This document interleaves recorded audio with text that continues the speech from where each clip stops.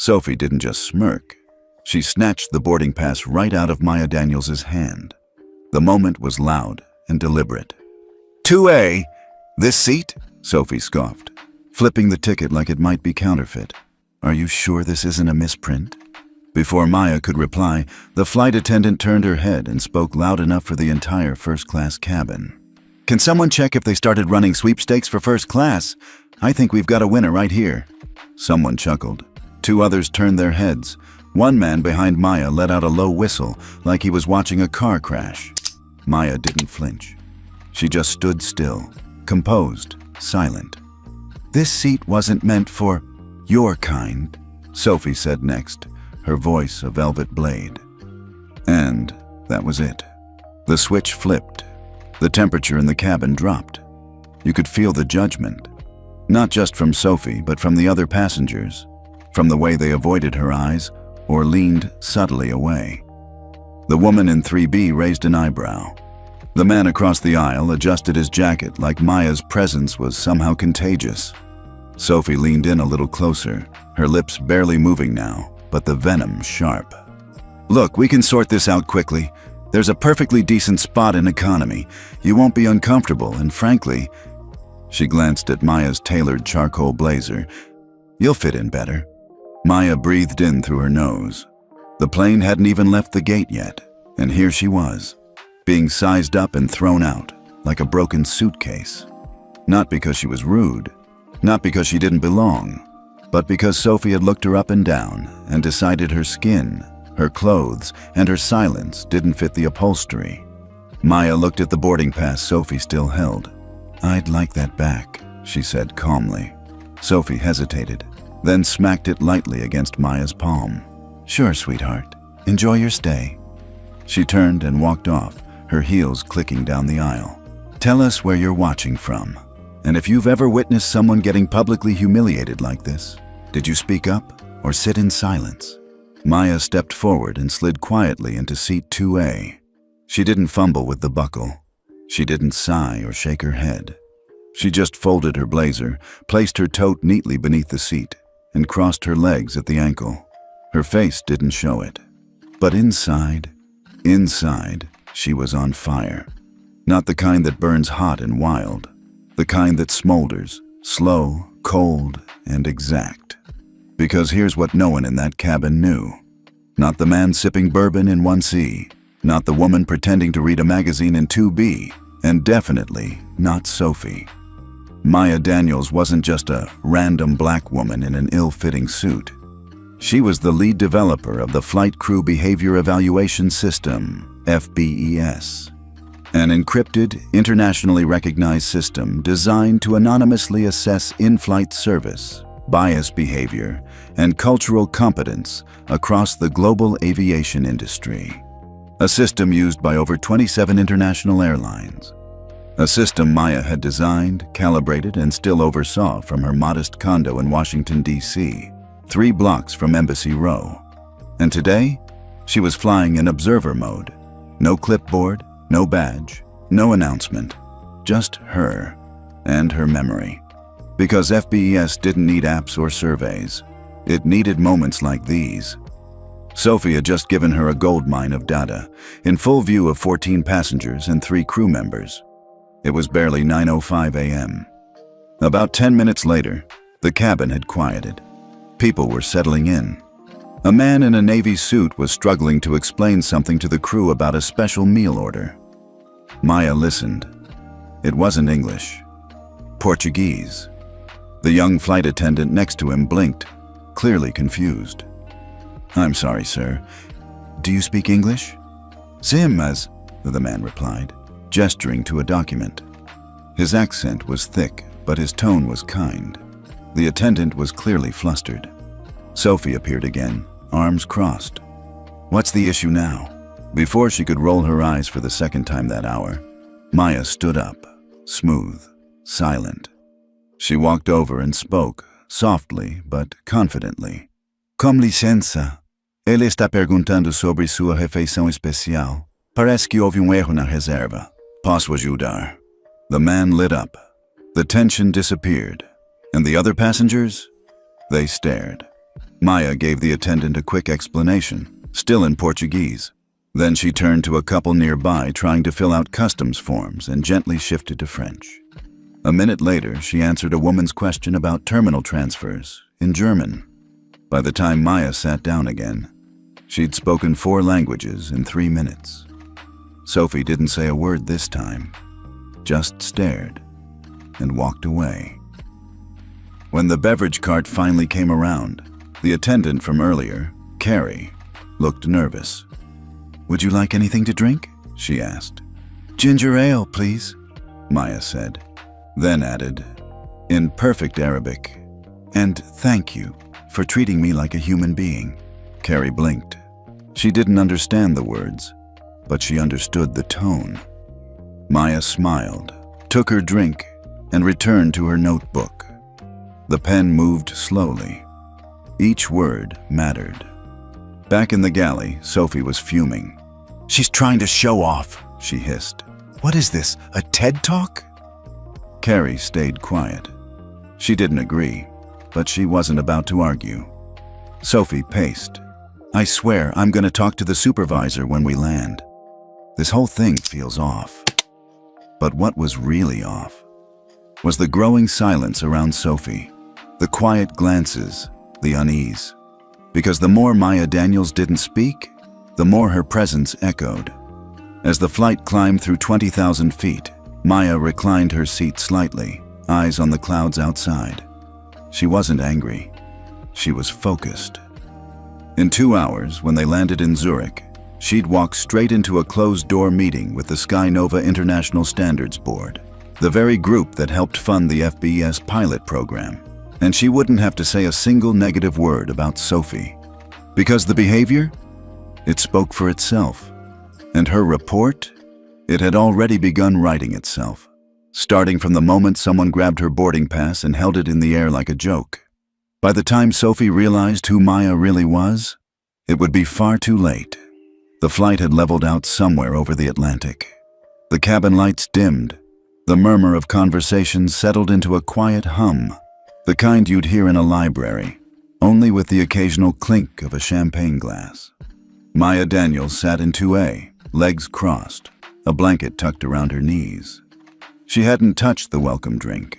Instead, she'd been quietly writing in a slim, black leather notebook balanced on the tray table. Names, phrases, timing, observations. Nothing accusatory, just facts. Every behavior had a timestamp, every comment logged, not for revenge, for record. She paused for a moment and looked out the window. Clouds rolled like waves beneath them, glowing silver under the sun. Peaceful, too peaceful for what had just happened. She closed the notebook softly. That's when the man from across the aisle leaned in. He was in his early 60s, with silver hair and a Swiss passport sticking out of his jacket pocket. His voice was kind, but uncertain. "Excuse me, do you speak French?" Maya turned toward him and smiled. "Oui, bien sûr. Que puis-je faire pour vous?" His face lit up with relief. "Merci. I've been trying to figure out these landing forms. They're only in English and German." Maya nodded, took the card from his hand, and gently walked him through the sections, explaining everything in clear, patient French. As she did, a woman in the next row leaned in with a question of her own. This time, it was in Spanish. Maya answered without skipping a beat. 2 rows back, someone called out a phrase in Italian, something about arrival times in Zurich. Maya turned slightly in her seat and responded effortlessly. The cabin, which had been still and hushed, began to buzz again, but this time with a new kind of energy. People were watching her, really watching. Not like before, not through the lens of suspicion or judgment, but something else. Recognition and curiosity. Who was this woman? In the galley, Sophie stood stiffly beside the drink cart, listening in. She'd heard the shift in tone from the cabin, heard the languages, and it irritated her more than she cared to admit. "She's not even staff," Sophie muttered under her breath. Why is she talking to so many people? Carrie, the younger flight attendant, kept quiet as she filled another tray with sparkling water. She's just helping, Carrie finally said softly. Helping? Sophie scoffed. She's grandstanding, probably trying to make a scene so she can write some blog post about how brave she is. Carrie looked down. She didn't agree, but she wasn't going to fight it. Not yet. Back in her seat, Maya tucked away her notebook. It wasn't even halfway through the flight, and she'd already assisted 7 passengers in 5 languages. Quietly. Seamlessly. This wasn't her first time doing this, but it might be the first time someone like Sophie would feel the consequences. Not because Maya yelled, but because Maya documented. And in her world, documentation was power. The man across from her leaned in again, more casual now. You're incredible, he said in English. Accent thick but sincere. Are you a diplomat? Maya smiled. No. Translator then? Interpreter? She shook her head. Just observant. He gave her a puzzled look but didn't press. Another hour passed. Flight attendants began serving the pre-landing meal. Small trays with warm bread, a simple chicken or vegetarian option, and small bottles of wine. When Sophie reached Maya's row, she paused. Her smile was mechanical. Chicken or vegetarian? Maya met her gaze. Chicken, please. As Sophie set down the tray, she noticed the black notebook now sitting closed at Maya's side. Her eyes narrowed slightly.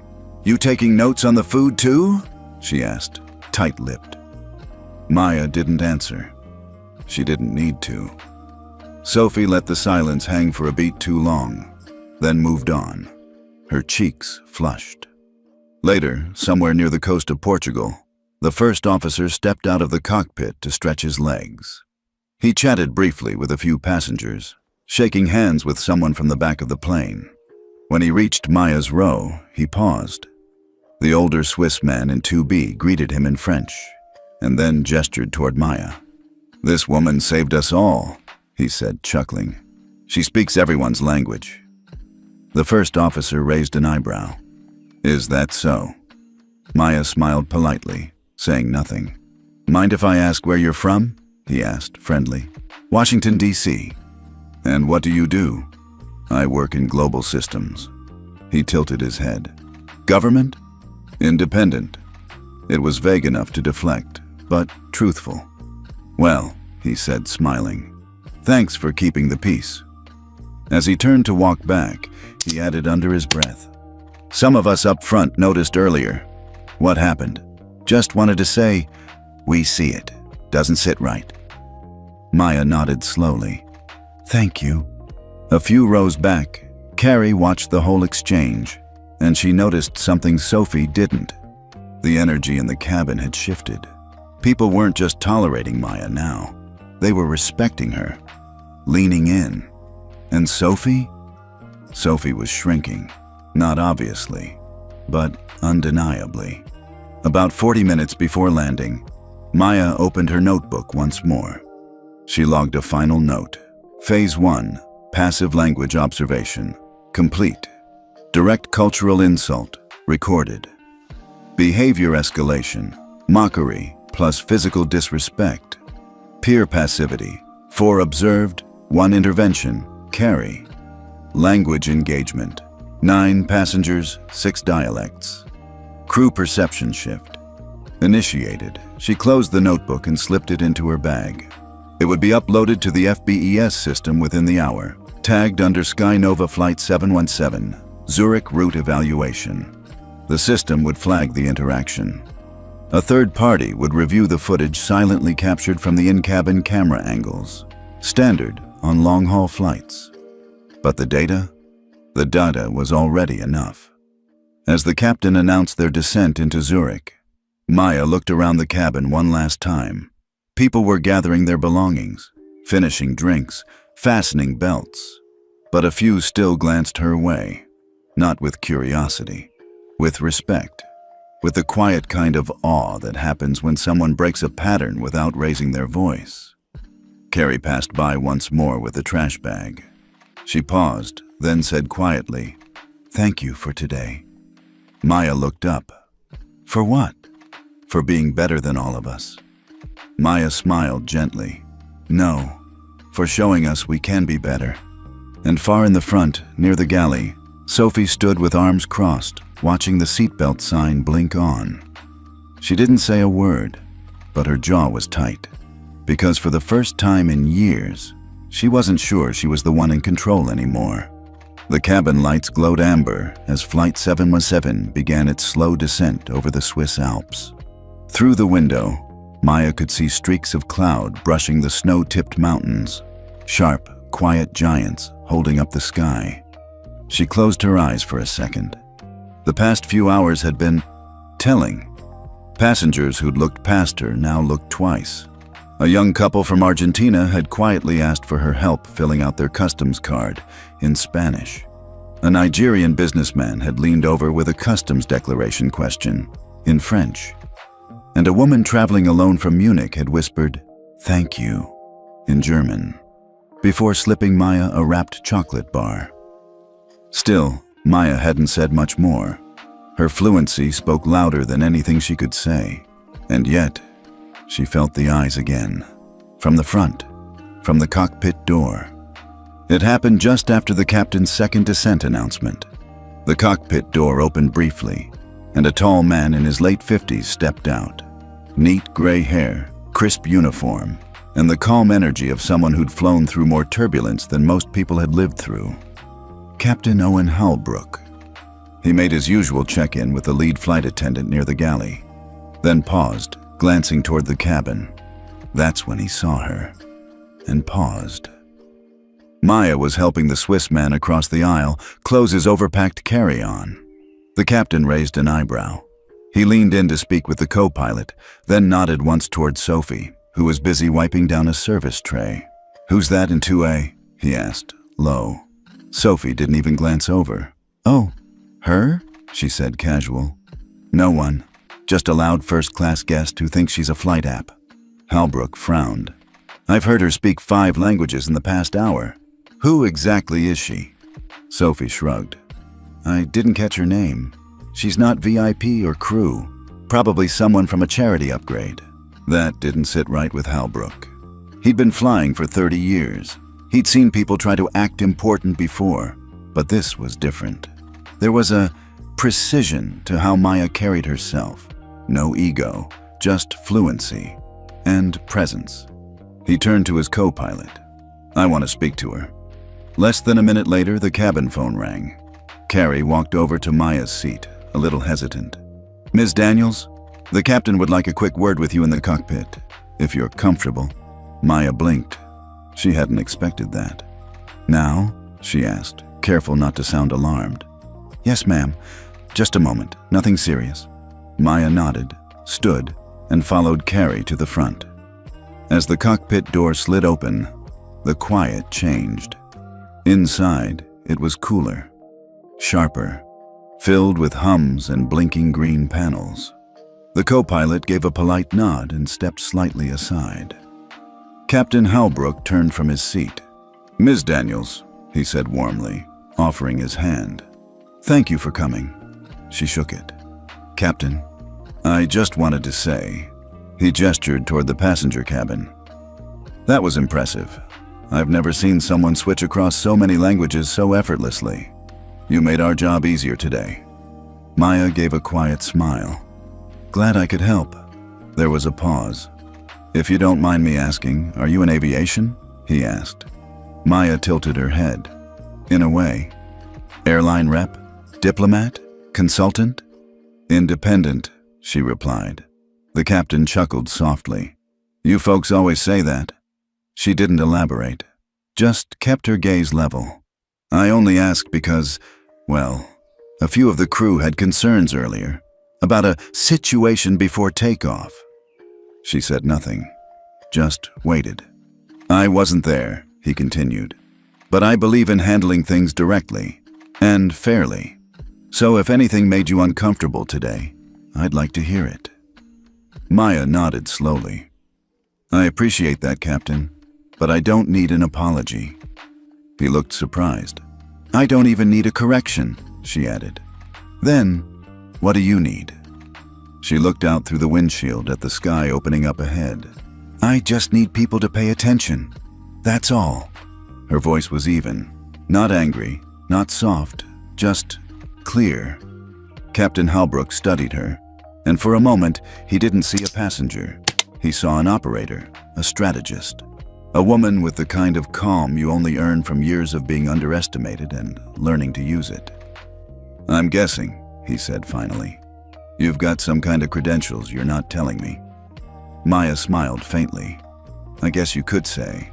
I write the rules most people think only apply to others. That made the co-pilot blink. The captain nodded slowly. Well, I'm grateful for how you handled it. Not everyone could have kept their cool.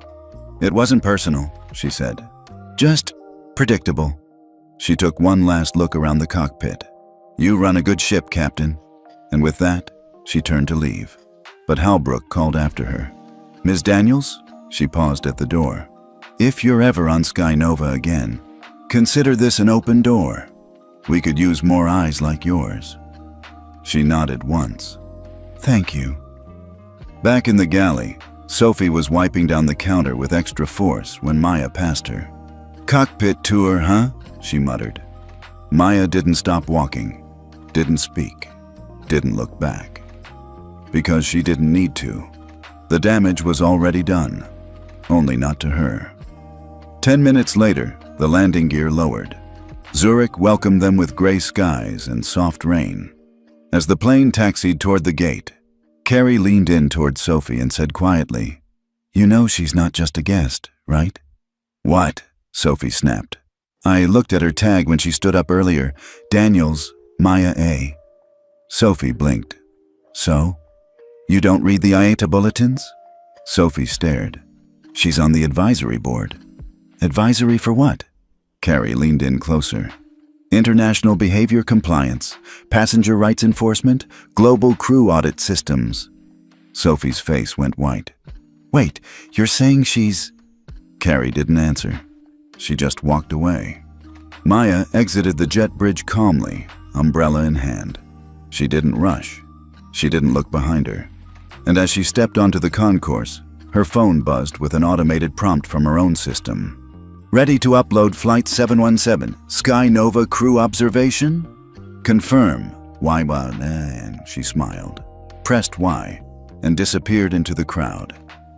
Zurich greeted them with light rain and a polite kind of cold, the kind that didn't bite, just reminded you to keep moving. Maya Daniels stepped off the jet bridge with the ease of someone who'd been through this 1,000 times. She moved like mist, quiet, precise, hard to hold on to. She didn't look back at the plane. Didn't need to. Inside her coat pocket, her phone buzzed. No ringtone, no vibration pattern, just one long pulse. Her system's way of asking, upload flight crew behavior evaluation, Flight 717, Sky Nova Airlines, JFK. ZRH Observer, Daniels, MA. Confirm YN. She didn't hesitate. Tapped Y. That was all. One touch. No calls, no drama. Just data. But what Sophie didn't know, what most airlines didn't fully grasp yet, was that Maya's system didn't just log behavior. It flagged patterns. It scored incidents. And when thresholds were crossed, it triggered alerts to 3 different international regulatory agencies, to corporate boards, to partner airlines, and sometimes, quietly, to the airline's own internal audit teams. Maya had built the FBES system for moments like this. No shouting, no camera phones, no confrontation in the aisle. Just truth. Undeniable. Unfiltered. Unavoidable. By the time Maya made it through customs, the wheels were already turning. At the Sky Nova European office, 10 floors above a Zurich train station, a red alert pinged the inbox of the chief compliance officer. Subject line, incident flagged. Flight 717, Daniels report, Tier 1 status. Within minutes, A notification was escalated to the VP of International Training, the Director of Crew Performance, and quietly, the Board Liaison for Global Operations. Names weren't public. Not yet. But the system had logged. Sophie Landon, Lead Cabin Attendant Behavior, Tag. Targeted Derision Incident Level, 4.3.2. Public humiliation of passenger based on perceived socioeconomic status. Supporting tags, 4.4.7. Cultural bias, 4.6.1. Insubordination to rank authority, implied. Severity score, 9.1. 10 threshold for investigation, 6.0. Sophie had no idea. Meanwhile, Maya checked into a small hotel just off Bahnhofstrasse. Nothing flashy, but with strong espresso and quiet hallways. She set down her bag, removed her coat, and poured herself a glass of still water. She didn't smile, didn't sigh, just sat down, pulled out her notebook, and logged one final note. Auditor presence still undetectable. Bias still assumed safe in uniform. But the tide is turning. She folded the cover shut, let the silence do the rest. Back at Sky Nova HQ in New York, a junior HR analyst received an automatic compliance alert labeled Flagged Behavior, International Route. She'd never seen the system escalate so quickly. Her supervisor stepped in. What flight? 717, JFK to Zurich, first-class cabin. The supervisor scrolled through the summary and froze when she saw the auditor ID. Maya Daniels? You know her? He nodded slowly. She designed the compliance metrics that built this department. At the same moment, Sophie was still on the tarmac, overseeing cleanup. Her shift wasn't done yet. She hadn't noticed the change in tone from the other attendants. Hadn't seen the way the captain avoided eye contact. Hadn't realized Carrie had quietly submitted her own internal note citing concerns about professionalism. Sophie thought she was in the clear, until the call came in. Crew Lead Landon, please report to Zurich Flight Operations, Room 4B. No explanation, no warning, just a location. Sophie frowned but obeyed. Maya, meanwhile, was walking the cobblestone streets of the old city, umbrella in hand, blending in like any other tourist. No one would know she had just changed someone's entire career path with a single upload. And she preferred it that way. Her work wasn't about public shame. It was about systemic accountability. Sophie's mistake wasn't just rudeness. It was confidence in impunity, the belief that some uniforms made cruelty safe. That belief would be dismantled now, piece by piece, and not by shouting, by scorecards, by systems, by structure. The next morning, a global crew bulletin went out to all Sky Nova flight staff. As part of our ongoing commitment to inclusive service standards and international passenger dignity, all crew will now undergo quarterly behavior calibration reviews, effective immediately. This includes randomized auditor presence and expanded feedback scoring models across premium cabins. It was signed, Maya A. Daniels, IATA Oversight Partner and Lead Architect, FBES Compliance Division. Sophie read it in a break room in Zurich, coffee growing cold in her hand. She didn't move for a long time. She didn't have to. The message was already loud and clear. Zurich, 7:22 a.m., rain tapping glass like distant applause. Maya Daniels sat in the corner booth of a cafe tucked behind the IATA Regional Building. Double espresso in front of her, laptop open, cursor blinking. To anyone else, she looked like a traveler checking emails before a meeting. But to the system she'd built, she was inputting the final layer of a comprehensive behavioral incident report. Flight Crew Behavior Evaluation Report, Flight 717, Sky Nova. Observer ID. Daniels, Maya A. Submission. Final score, 9.110. Tier 1 violation triggered. Flagged subjects. Landon, Sophie, Lead Cabin Attendant. Supporting, Crew, Carrie M. Neutral. Hallbrook, Owen, Supportive Witness. She didn't embellish, didn't editorialize, just the facts. The tone Sophie used, the moment the boarding pass was taken, the passive-aggressive sarcasm, the shift in tone when foreign languages began. All of it time-stamped. Neutral, cold, professional. Once she hit submit, the report fed into 3 systems simultaneously. Sky Nova Internal Ethics Portal, IATA, Global Crew Oversight System, Partner, Airlines Shared Crew Evaluation Network, SCEN. Within minutes, Sophie Landon's name would be flagged in 6 different airline databases, and the incident would be non-erasable. Back at Zurich Airport's Flight Operations Office, Sophie adjusted the cuffs on her blazer, still unaware. She'd been summoned for a routine debrief, which didn't make sense. She'd done at least 50 transatlantic flights. Debriefs weren't scheduled unless something was off. As she entered room 4B, she noticed a woman she didn't recognize. Mid-40s, sharp suit, no uniform. 2 other men sat beside her in neutral blazers. The badge on the table read, Ethics and Compliance Liaison, Sky Nova Europe. That's when Sophie's stomach dropped. Meanwhile, Maya walked across the quiet cobblestone to the IATA building's east wing. She didn't need to speak to anyone. Her presence had already been logged through secure facial ID at the door. As she passed the central security room, one of the technicians nodded.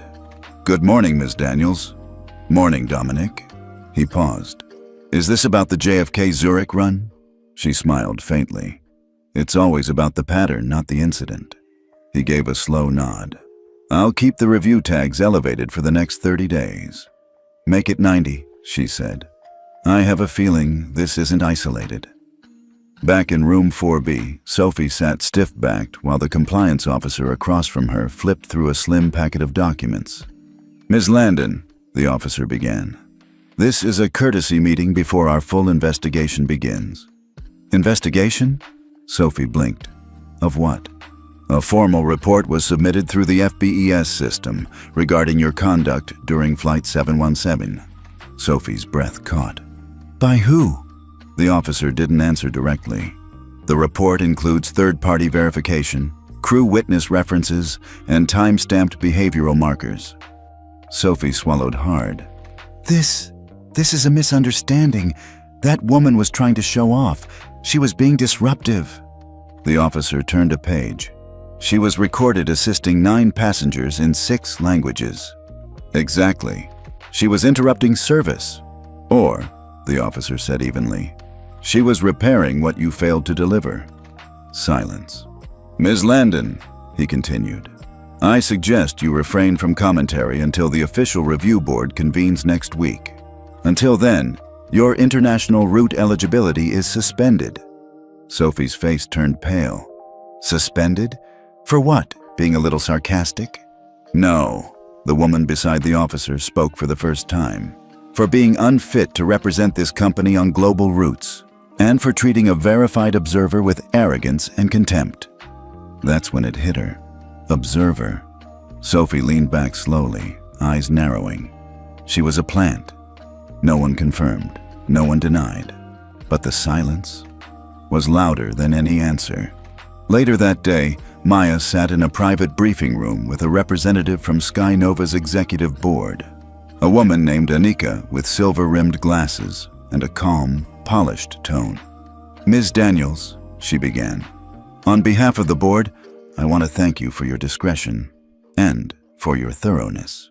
"Thank the system," Maya replied. "I just helped build it." Anika smiled. "Still, it's rare to have real-time feedback with this level of precision." "The data's only part of the picture," Maya said. "It's what you do with it next that matters. We plan to act accordingly." There was a pause. "You flagged 5 other flights over the past 90 days, Anika added. Maya nodded. "Behavior repeats where impunity breeds. Would you consider coming in to advise our new global crew training division?" Maya paused. "Maybe, but right now, I'm more useful in motion." Anika understood. She extended a hand. "Well, motion or not, the industry needs more of you." Maya shook her hand once. "No, it needs fewer of her." Back in the staff lounge, Carrie sat with her coffee untouched, scrolling through her messages. She'd just received an internal memo. Flight 717. Observer verified, incident confirmed. Route flagged for performance audit. Further staff disclosures welcome. Confidentiality protected. She hesitated, then typed, "I'd like to speak to someone. I saw it happen too." Send. She exhaled. It wasn't courage. It was clarity. By the end of the week, Sophie Landon's name had been quietly removed from the active long-haul roster. No public announcement, no HR blast, just a silent reshuffle, and a reputation that would never fully recover. Meanwhile, Maya boarded her next flight, this time as a silent observer on a different airline, heading to Dubai. Same mission, different names. But the system, it always remembered. And so did she. Sophie Landon had been grounded for 3 days. At first, she convinced herself it was just a scheduling fluke, maybe a crew reshuffle, maybe someone forgot to input her leg assignments. But by the 4th morning, her dashboard still read no upcoming flights, and her emails to scheduling went unanswered. That's when the silence stopped feeling normal and started feeling like a warning. The signs were subtle, but undeniable. Her security badge still worked, but now it beeped yellow instead of green at certain doors. The crew lounge, where Sophie once strutted in like she ran the floor, had gone cold. Conversations trailed off when she entered. Colleagues glanced at her, then back at their phones. Carrie, the junior flight attendant who used to hang by her side, now sat with ground crew she'd barely spoken to before. When Sophie waved, Carrie pretended not to see, and then came the text. From someone in ops. Just 4 words. Class 4, audit. Be careful. Her stomach twisted. Across town, Maya Daniels sat in a quiet conference room overlooking Lake Zurich, her laptop open to the flight crew behavior evaluation system dashboard. She sipped green tea, her eyes moving calmly across the screen. Subject, Landon, Sophie. Flight 717. Status, Tier 1 violation. Active flag escalation phase. 2 of 3. Phase 3 meant permanent interline red flagging, which meant no long-haul assignments, no international rotations, no cross-partner access. In airline terms, career exile. And the most devastating part? Maya hadn't raised her voice, not once. She hadn't filed a complaint or spoken to the press. She had simply observed, documented, submitted. And now the system was doing what it was designed to do. Hold people accountable, quietly. At Zurich Airport's flight ops office, Sophie received a notification. Mandatory, crew recalibration session, Terminal C, room 208, dress code, standard uniform only. No pins, no stripes, no rank indicators. Time, 08 Noir. No pins, no stripes, no status. They were flattening her, symbolically and literally. Sophie's jaw clenched. She tapped the notification, but there was no reply option. Just a message at the bottom. Attendance confirmed. The next morning, she arrived sharp at 7:55. Hair tight, posture straighter than usual, smile perfectly neutral. But when she stepped into room 208, the air changed. 12 other uniformed crew members were already seated, all of them stripped of rank, just like her. Some she recognized, some didn't look up. At the front of the room stood a man in a gray blazer with no name tag, no airline logo, just a clipboard. "Good morning," he said, his tone almost too calm. "This is your recalibration session. You've been selected due to behavioral flags detected through FBES on your recent routes." Someone scoffed in the back. "That system is a joke." The facilitator didn't blink. FBES is not a survey or an algorithm. It is an observer-led compliance framework embedded in international aviation policy. Sophie raised a hand, tone sharp. "And who's behind it? Observer identities are protected, per IATA's confidentiality agreement, Section 7C. So, what? We're just being secretly graded now?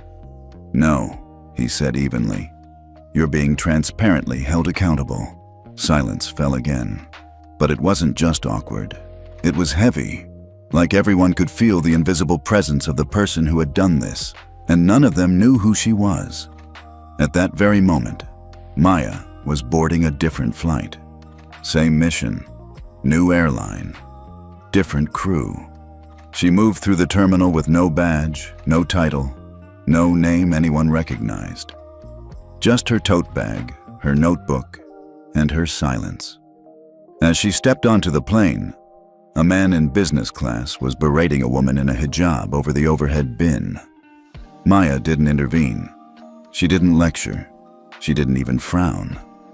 She watched, took a mental note, and sat down. Back in Zurich, Carrie received a message from HR. Optional submission, additional input, Flight 717 incident. Your feedback remains confidential. She stared at the screen for a long moment, then began to type. I was there. I saw what happened. Ms. Daniels was respectful.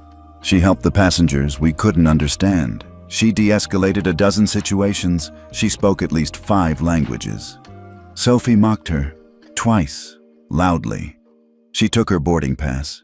She humiliated her in front of a full cabin. I didn't speak up then. I should have. I'm speaking up now. She hit send. Her hands trembled just slightly. Sophie walked out of the recalibration session more lost than angry. They hadn't yelled at her, hadn't threatened her, they hadn't even disciplined her. Not officially. But the message had been devastatingly clear. The system had eyes. The skies were no longer hers to command.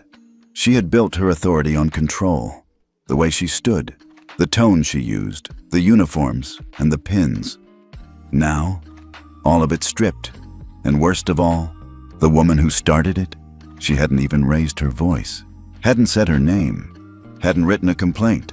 She had just sat there, let the world judge for itself. And it had. 2 hours later, Maya sipped coffee in a departure lounge in Dubai, where she was due to observe a long-haul crew from a different airline. Her phone buzzed quietly with a system update. Subject, Landon Sophie, Tier 1 escalation complete. Crew visibility restricted across. Sky Nova, Air Futura, E-Star, Loomis Air, Nordic Jet. Red level flag active. No fanfare, no headlines, just lines of code. And silence. The kind of silence that told Maya her job was far from over. But this part was done. Monday started with a silence no one could explain. At Sky Nova's Zurich base, crew members filtered into the scheduling office like it was any other day, smiling, chatting, waiting to check in for international assignments. But something felt off. The wall-mounted flight roster screen, normally glowing with rows of crew names and destinations, had been wiped clean. Just one blinking line at the top. System refresh in progress. Please stand by. 10 minutes passed, then 20, then whispers. Did they change the platform? Is this a glitch? Why isn't my name showing up? Across the city, in a sealed office at Sky Nova's Global Operations Hub, 5 executives were staring at a report that had dropped into their inboxes overnight. The subject line was simple. FBES Tier 1 response. Enforcement action now live. The body of the report was not. It listed 9 names. Crew members flagged for multiple flights over the past quarter. But the first name on the list? Landon Sophie, LAD cabin crew, Flight 717. Next to it, status, blacklisted from international rotation, Tier 1 flag, partner access suspended. Effective immediately. No appeals, no delays, no notification to the individual prior to enforcement. That was the agreement the company had signed when they adopted Maya's system, fast-track compliance through external oversight. They had never expected it to be used like this. They had never expected it to come from inside one of their own planes, and they had never imagined it would hit someone like Sophie. At the same moment, Sophie was sitting in the crew cafeteria, sipping lukewarm coffee and scrolling her schedule app on repeat. Still blank. Still locked. She looked up just in time to see 3 names vanish from the crew group chat. Removed from channel. No explanation. No goodbye. Just gone. Her breath tightened. Then her phone buzzed. A message from an anonymous sender. They pulled 5 names from the entire long-haul roster this morning. No warning. All Tier 1s. You're on the list. Meanwhile, Maya sat at a roundtable conference in Dubai, dressed in a modest gray pantsuit, her nameplate reading only, Miu Daniels, Independent Compliance Advisor. No title, no company logo, just a name. And by now, it was a name that carried weight. The other panelists were discussing cultural onboarding for international crew. Someone mentioned the FBES system as a recent compliance innovation. Still anonymous, but increasingly influential. Maya just smiled faintly and took notes. She wasn't here for praise. She was here to listen, to calibrate, to prepare for what came next. Because she knew, Tier 1 enforcement was just the beginning. Back in Zurich, Carrie received a push notification. Flight 717 crew evaluation status, closed. Blacklist implemented, statement pending. She opened the crew app and stared at the new entry under Sophie's name. Do not assign to international flight operations, performance under review, restricted access. Her stomach sank. Not because it wasn't deserved, but because it was so final. So quiet. So much like Maya. By mid-afternoon, the news started leaking. Not to the press, not to passengers, but internally. Crew members on layovers began texting, screenshots of removed names, links to internal memos with redacted sections, rumors of a ghost passenger triggering the enforcement, and soon a nickname started circulating on Slack channels and backroom WhatsApp groups. The 9-language ghost. Someone who'd flown in silence, spoken in tongues, smiled politely, and left careers in tatters behind her. At headquarters, a senior exec asked the question no one wanted to say out loud. Do we know for certain it was her? The compliance lead replied, we don't have to. The system was built to protect observers. All that matters is the thresholds were passed. And now the industry watches what we do next. That night, Maya checked into a small business hotel in Tokyo. Her next observation leg already queued. She unpacked slowly. Her tablet buzzed with another system update. Sophie Landon, blacklist status confirmed by SCEN, global notice distributed. SCEN, the shared crew evaluation network, was used by 14 major carriers. And once a name was flagged across the SCEN, it meant one thing. No more flying. Not internationally, not even regionally. Not without retraining. Not without full reinstatement hearings. Maya poured a cup of tea and stared at the screen. She didn't feel triumph. She felt closure. For now. Meanwhile, Sophie sat alone in her apartment, phone dark beside her. She hadn't received a single call from leadership. Not one message from the union. Just an auto-generated HR notice. Due to the nature of the incident, your active crew privileges have been suspended pending a full evaluation. You will be contacted with next steps if applicable. She threw the phone across the couch. She wanted to scream, but nothing came out. No one to blame, no one to confront, because she still didn't know the woman's name. And that was the worst part. They whispered about her long before they understood who she was. By the end of the week, the crew forums were buzzing. Not on public channels. No, this wasn't the kind of thing anyone said in uniform. But in WhatsApp chats, Signal groups, and Slack DMs labeled things like internal only or what HR doesn't know. Her name, or rather the absence of her name, spread like static electricity in dry air. She didn't file a complaint, just vanished. I heard she was speaking to passengers in like 8 languages. No badge, no business card, just sat in first class like she owned the sky. And then, boom, Sophie's grounded, permanently. But here's the thing. They still didn't know who she was. Not her title, not her employer, not even what to call her. Some called her the 9-language ghost. Others, the polyglot phantom. But the most common phrase was the simplest, the woman in 2A. Across Skynova's Zurich base, crew members approached their shifts with new caution. There was a visible shift. No more sarcastic jokes near passengers, fewer eye rolls in the galley, and a sudden resurgence in brushing up on basic French, Spanish, and German phrases. The unspoken rule was clear. Anyone could be watching, and if you treat someone like they don't belong, they might be the reason you lose your wings. No one said Maya Daniels' name aloud, but she was everywhere now. In Geneva, during a quarterly leadership summit, a Skynova HR director stood in front of a small breakout group on behavioral compliance. He tapped the screen behind him and said, "One passenger, one flight, that's all it took." He didn't need to say the route number or the name of the crew lead. They all knew. She didn't escalate, didn't raise her voice. She just logged it. A senior manager from the Dubai division raised his hand. "Is it true she spoke to 9 passengers in 6 languages?" The HR lead shrugged. "I wasn't there, but that's what's in the report." "And no one knew?" "She didn't have to be known," the HR director said. "That's the point. If someone needs to announce their authority, they probably don't have any." The room fell quiet. Someone in the back muttered, "Damn." And to think, Sophie used to brag that no one could touch her. In a lounge in Munich, 2 junior attendants traded glances after their gate debrief. "What if we get someone like her on our flight?" "You mean the ghost lady?" "Yeah." One of them pulled out her phone.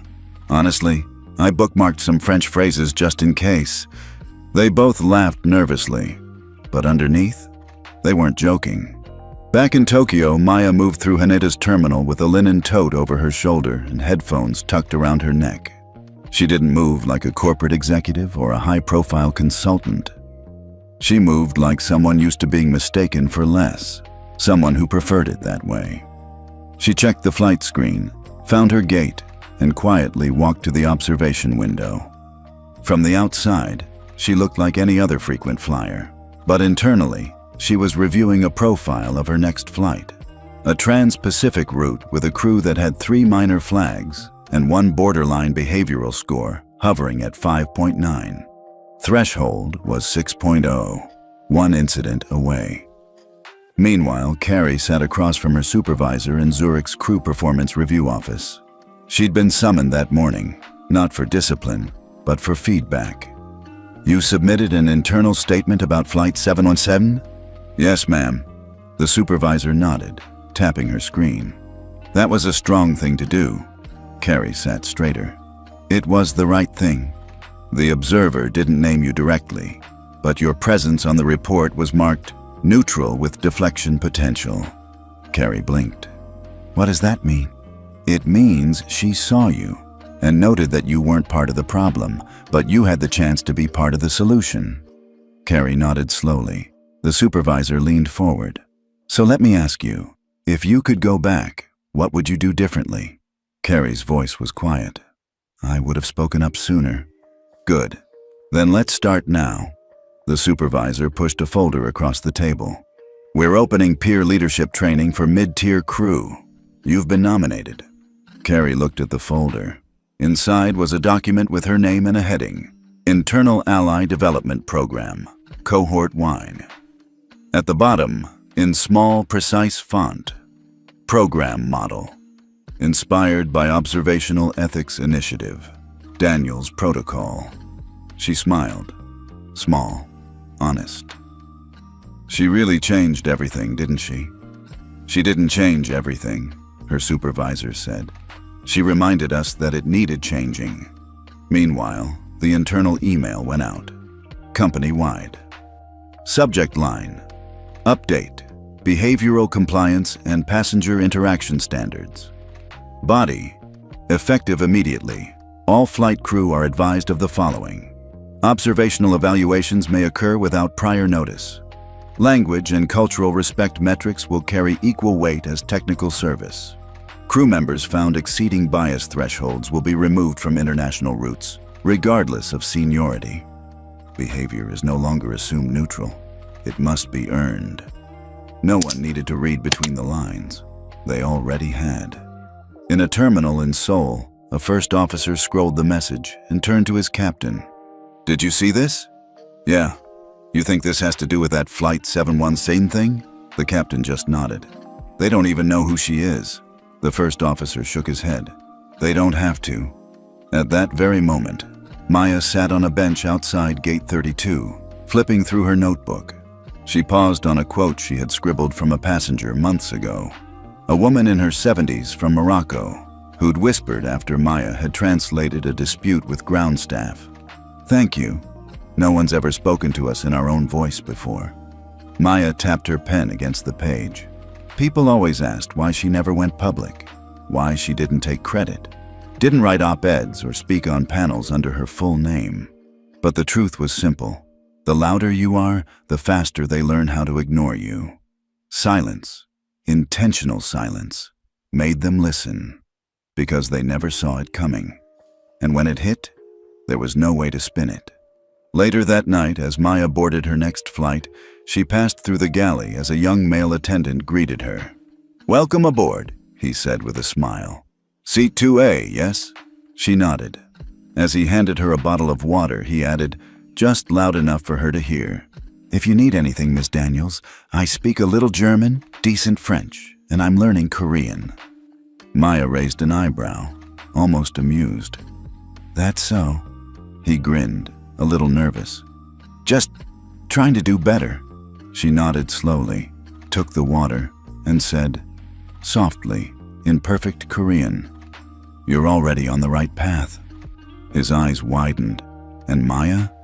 She turned down the aisle without another word. Still anonymous, still calm.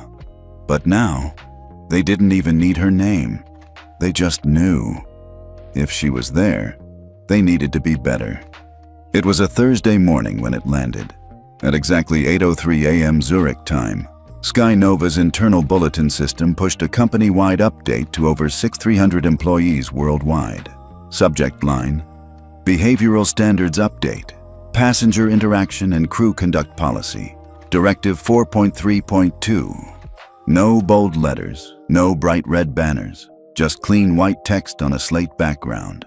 And yet, by 8:15, it had been screen captured, forwarded, whispered about, and dissected across lounges, galleys, and crew message boards from Singapore to Seattle.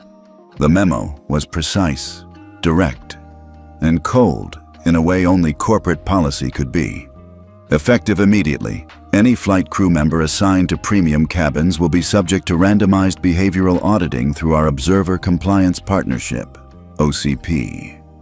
Audits may include cross-cultural communication fluency, response to perceived passenger status, body language toward non-English speakers, and documented tone-based interactions. Behavioral patterns flagged at Tier 1 will trigger full blacklisting from international rotations without further warning. Reinstatement requires formal review by the Global Ethics Panel. There will be no advance notice, no specific names disclosed, and no exemption based on tenure, rank, or prior evaluation history. The message was signed, unmistakably and officially, Maya A. Daniels, Independent Compliance Auditor Advisor, FBES Global Program, IATA Oversight Partner. No more mystery, no more whispers. The ghost now had a name, and that name came with teeth. In the break room in Paris, a crew lead put down her coffee mid-sip. "Well, damn," she muttered. A junior attendant glanced over her shoulder. "So, she was real?" "Oh, she's real. And she's the reason Sophie's flying ground shifts now." "Wait, that was her?" The lead didn't answer. She didn't have to. At Sky Nova's New York headquarters, the executive floor was quiet. Too quiet. HR leads huddled behind closed doors. Legal reviewed contract language. and scheduling teams scrambled to adjust rosters as 5 more crew names lit up on the internal risk dashboard, flagged for evaluation urgency. For weeks, people had tried to guess who Maya Daniels really was. Now, they were trying to figure out how to stay out of her way. Meanwhile, Maya sat in a cafe in Madrid, her laptop open, but her eyes watching a family across the room. The mother struggled to order coffee in Spanish. The barista looked annoyed. Maya stood up, walked over, and gently offered help in soft, native Spanish, calm, patient, respectful. The mother blinked, grateful. The barista, embarrassed, muttered an apology. Maya smiled politely and returned to her seat. No cameras, no business cards, just presence. She wasn't on duty, but to her, it wasn't about the badge. It was about how systems change, one moment at a time. Later that afternoon, her phone buzzed with a message from a familiar number. Someone from Sky Nova's Internal Operations Board. Short, direct. The memo's live, and so is your name. Maya didn't reply. She simply clicked into her dashboard and checked the flag updates. 7 new cases had opened within the last 48 hours. 2 of them were already self-reported, crew stepping forward before being named. She marked both as acknowledged. That was the power of quiet justice. You didn't have to punish people to make them change. Sometimes it was enough just to show them the mirror. Back in Zurich, Carrie scrolled the memo again, her jaw slack. She reread Maya's name 3 times. She whispered to herself, "I knew it." Just then, her phone buzzed. A group chat of 6 other junior attendants had lit up with a screenshot of the memo and one question. "This is her, right? The woman from 717? Carrie hesitated, then typed back, "Yeah, it was her." And she didn't have to say a word to change the whole damn industry. In Dubai, during a training session for newly promoted first officers, the lead instructor paused halfway through a presentation on international cultural protocol. "Take this seriously," he said, tapping the screen. "There's no such thing as small behavior anymore. If you think no one's watching, you're already on the report." Someone asked, half joking, "You mean Daniels?" "I mean the standards she represents," the instructor replied. "Daniels just made them harder to ignore." At an internal roundtable, Sky Nova's new director of training asked her team, "How did we let this go so long?" One of the senior consultants said quietly, "Because we promoted efficiency over empathy, and the system adjusted." The director nodded. "Then it's time we adjust too."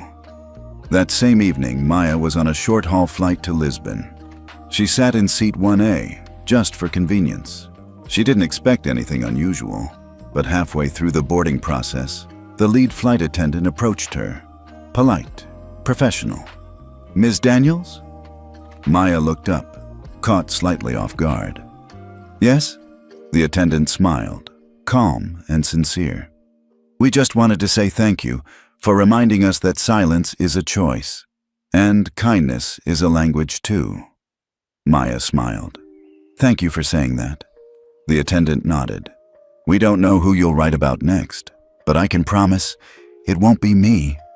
Maya chuckled softly and leaned back in her seat. They were learning, not because she demanded it, but because she didn't. She glanced out the window as the last few passengers boarded. The sky outside was pale blue, streaked with soft clouds. Somewhere above those clouds, 100 more flights were happening right now. Some crew respectful, some not yet. But they were starting to ask the right questions, and sometimes that was all it took. Have you ever witnessed someone change an entire system without saying a word? Tell us where you're watching from, and if this kind of quiet power speaks to you. The ballroom lights dimmed to a warm amber glow as the keynote speaker stepped down. A polite wave of applause rippled through the room, followed by the faint clink of coffee cups and shifting chairs. In the back row, Maya Daniels adjusted her name badge, subtle, lowercase, clipped to the hem of her blazer. It read, M. Daniels, FBES Program Advisor, Observer Class 4. She hadn't expected to speak today. She rarely did. But the panel moderator, a woman from an airline partner in Copenhagen, had leaned over during the last session and whispered, "They've been asking about you all day. Would you mind saying a few words before we close?" Maya had nodded once. That was hours ago. Now, she stood behind a podium at the World Ethics in Aviation Forum, facing a room of 300 executives, compliance officers, and training directors from across the globe. No spotlight, no fanfare, just a microphone and a quiet expectation. She began the way she always did, with stillness. Then, "I wasn't supposed to be here." A few heads turned. At least not in the way people imagine "here" should look. She let the words breathe. "I was once a night janitor at a logistics firm not far from where one of you is sitting now. Most nights, no one saw me. That wasn't the worst part. The worst part was when they did." A quiet rustle across the room. Someone set down a glass. A chair squeaked. They saw the mop, the uniform, the silence, and they made decisions, assumptions, based on what I wore, not what I knew. Her voice didn't rise. It didn't need to. I didn't challenge them, not with arguments or anger. I just kept learning. 9 languages, 2 systems, 1 child, 0 shortcuts. She smiled gently. Eventually, I helped design a framework for monitoring bias in flight crews. We called it FBES, Flight Crew Behavior Evaluation System. You call it your quarterly headache. A few in the room chuckled. I've heard all the nicknames: Ghost Passenger, Language Lady, even the Woman in 2A. I don't mind. She looked around. "Because I didn't come here to be remembered." A pause. "I came to make sure the right people are no longer forgotten." Silence. Then, slowly, applause. Not roaring, but real. Afterward, several executives approached her near the coffee tables in the lobby. One of them, a tall man with silver hair and a Sky Nova pin, extended his hand. "I wanted to say, I knew Sophie. I trained her." Maya held his gaze. "Then you probably know why I didn't say her name." He nodded, tight-lipped. "You didn't have to." Another exec leaned in. "The new behavior policy? We've added it to onboarding, with your name in the handbook." "Remove it," Maya said calmly.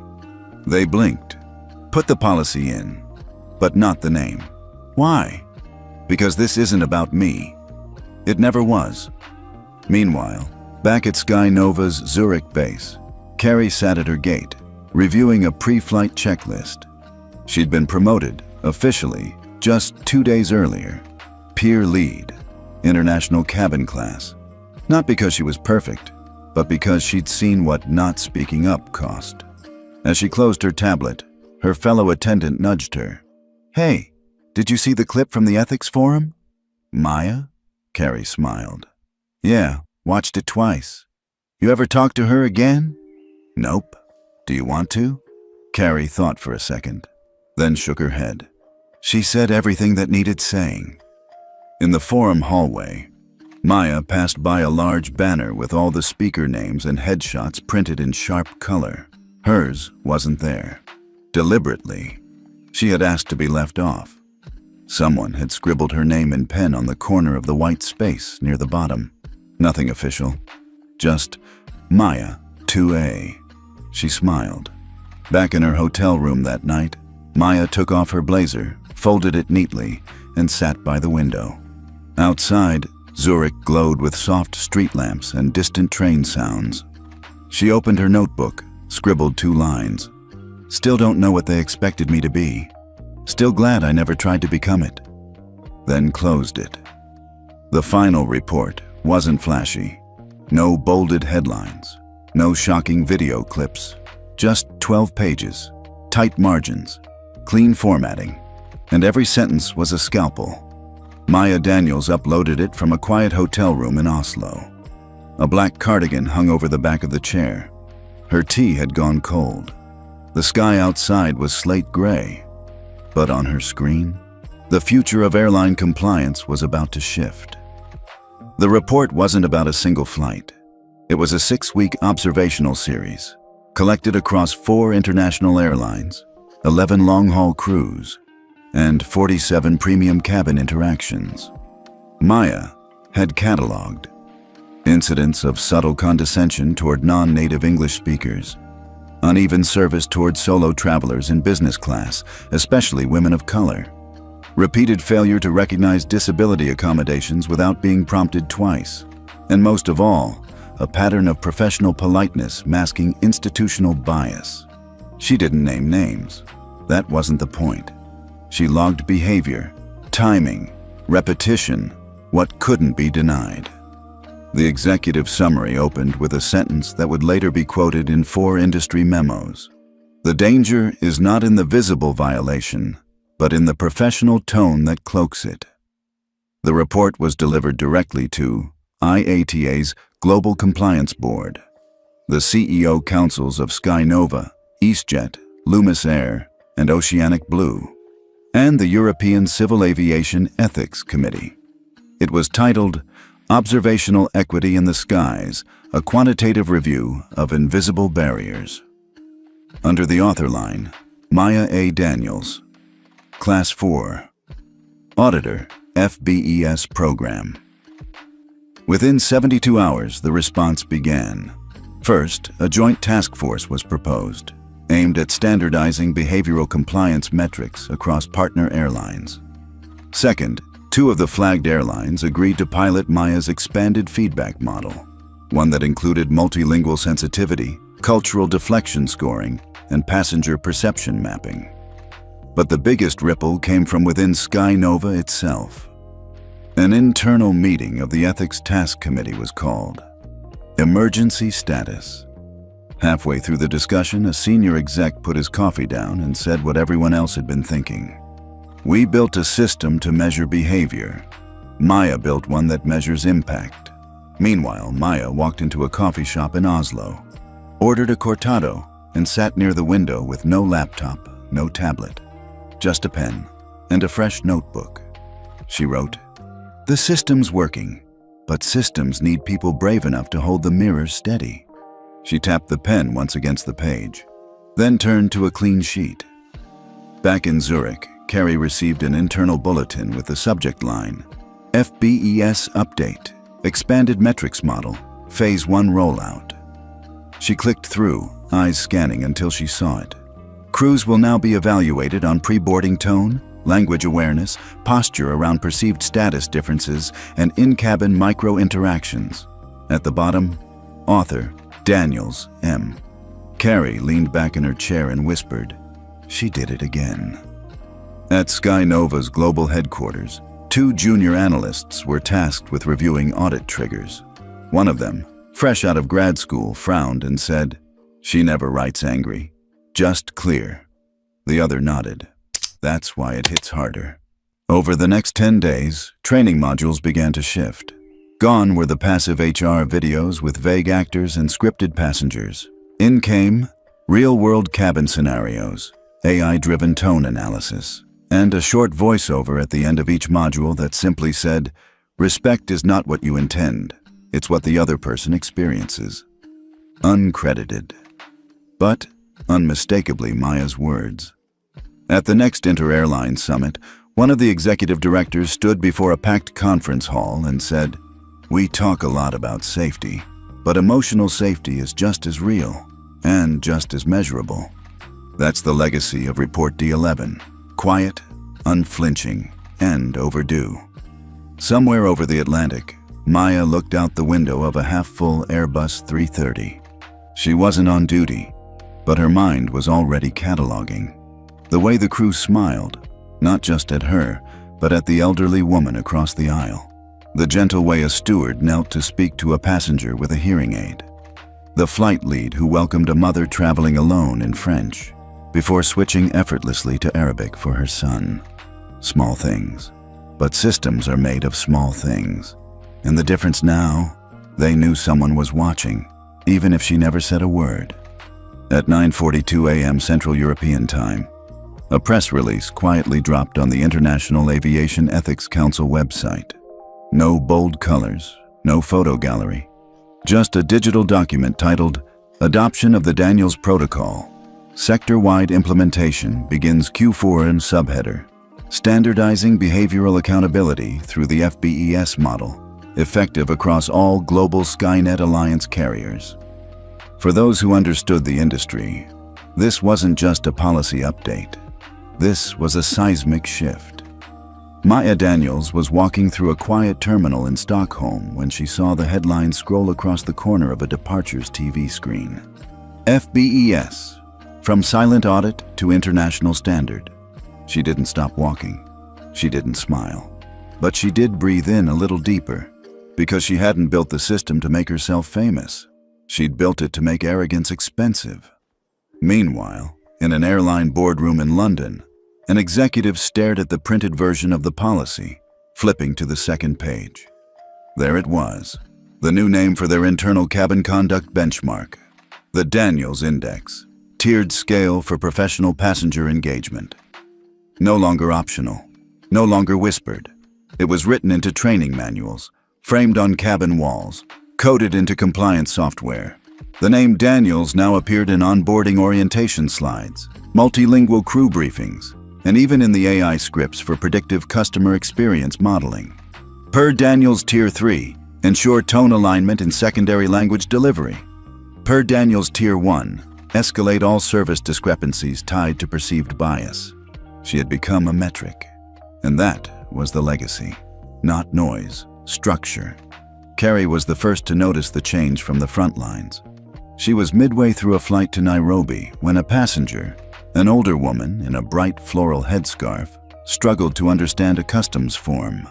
Before the woman could even ask, the new junior crew member knelt beside her and said gently in Swahili, "Can I help you complete this?" Carrie blinked. The woman's eyes lit up. So did her daughters, seated beside her. The crew member never looked up for praise. She just returned to her position like it was normal. And maybe, now it was. Back at Skynova's Zurich training facility, instructors were rehearsing a new simulation module. One scene showed a young black woman being questioned about her first-class seat. Another featured an elderly Vietnamese couple struggling to communicate a food allergy. The scenarios weren't sensational. They were quiet, awkward, familiar. The kind of things most people would miss, but not anymore. Because now, they had a scale. They had a name. That interaction's a Daniels 2.7, the instructor said. Tone mismatch, slight cultural invalidation, no recovery. The trainees nodded. They understood. In New York, a marketing intern in Skynova's comms department was tasked with updating the public-facing website for compliance standards. She paused when she read Maya's name in the source materials. "Is she the one from that flight?" Her manager nodded. "The one in 2A? Another nod. "Is she like a VP or something now?" "Not even on staff," the manager said. "She just changed the industry anyway." The intern didn't say anything. She just saved the file and whispered to herself, "That's the kind of woman I want to be." Maya, meanwhile, sat in a lounge in Toronto, watching the rain beat along the window. She didn't check her name online, didn't scroll through the forums talking about the new index. She was already reviewing a new report, a new pattern, a new crew, because for Maya, it was never about the headlines. It was about what came next. 1 week later, at the Skynova Global Leadership Conference, the final keynote speaker took the stage. She wasn't Maya. She was a regional director who had watched Maya operate for 2 years in silence. She said, "You don't need to wear a title to set a standard." She gestured toward a slide behind her. It read simply, "The Daniels Protocol, dignity, measurable." Then added, "She never demanded respect. She modeled it. And now every one of us has to ask, would Maya Daniels pass your flight?" The audience was silent. And then, slowly, they stood. Back on a flight to Amsterdam, a young boy handed Maya a ginger ale from the cart. He was with his father, An airline supervisor who had quietly recognized her during boarding but hadn't said a word. The boy smiled and said, "They trained us to be nice to people now, because of someone named Daniels." Maya accepted the drink and smiled. "She sounds smart." The boy nodded seriously. "They say she's everywhere. Have you ever seen someone change everything without shouting, without titles, without permission? Tell us where you're watching from and who you think the real heroes are in your world."